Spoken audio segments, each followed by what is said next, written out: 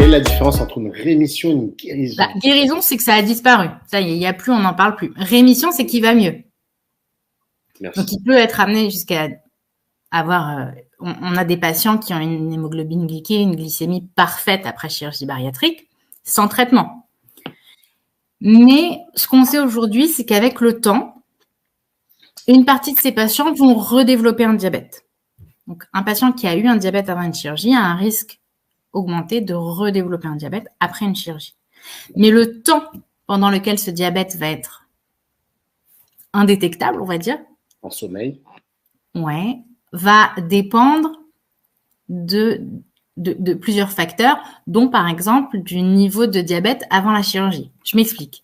Si quelqu'un a décidé de se faire opérer d'une chirurgie bariatrique alors qu'on venait de lui découvrir un petit diabète, d'accord, donc il n'était par exemple que sous metformine et mesure hygiéno-diététique, on sait que le temps après la chirurgie pendant lequel il n'aura pas de diabète sera beaucoup plus long que si le patient qui se fait opérer était déjà insulino-requérant. C'est-à-dire un diabète de type 2 où on a essayé plein de thérapeutiques, ça marchait pas, on a été jusqu'à mettre de l'insuline et après tout ça, il se dit bon bah finalement je vais me faire opérer. On sait que là le diabète est amélioré pendant une période plus courte. D'accord? Voilà, donc on va dire que ma réponse par rapport à la rémission du diabète, la guérison du diabète aujourd'hui, elle est comme ça. Oui, avec une perte de poids importante, on peut en fait équilibrer un diabète sans traitement. Aujourd'hui, c'est ça qu'on considère sur le plan médical. C'est-à-dire qu'une fois qu'on a eu un diabète, on a du diabète. Mais on peut avoir un diabète parfaitement équilibré sans traitement. Ou avec un traitement juste par mesure hygiéno-diététique. Donc, par le mode de vie, notre mode de vie sain peut, dans certains cas, permettre d'équilibrer son diabète sans avoir besoin de traitement associé.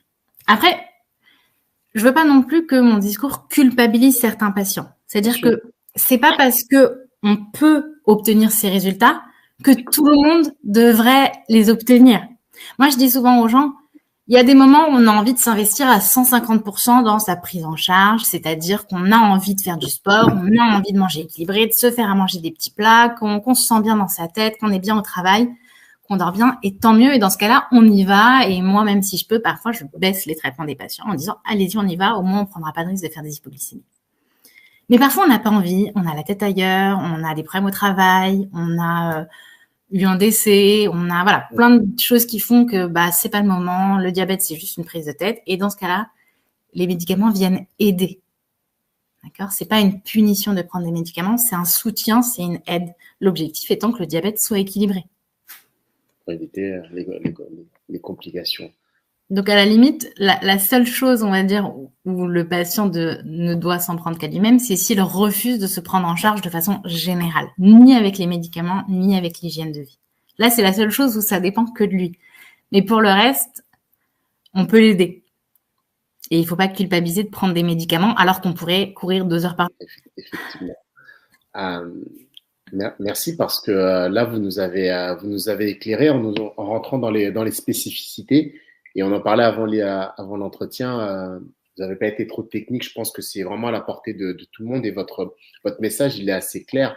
Et on avait besoin de savoir, vraiment de savoir par rapport à ça parce qu'il y a beaucoup de choses qu'on voit sur Internet, beaucoup de choses culpabilisantes, beaucoup de choses trop dans l'espoir parce que tout un chacun, type 1, type 2, on a envie quelque part, on peut accepter la maladie, mais on a envie quelque part aussi de s'en débarrasser. Et cette notion de rémission et de guérison que vous nous avez expliqué, elle est vraiment importante.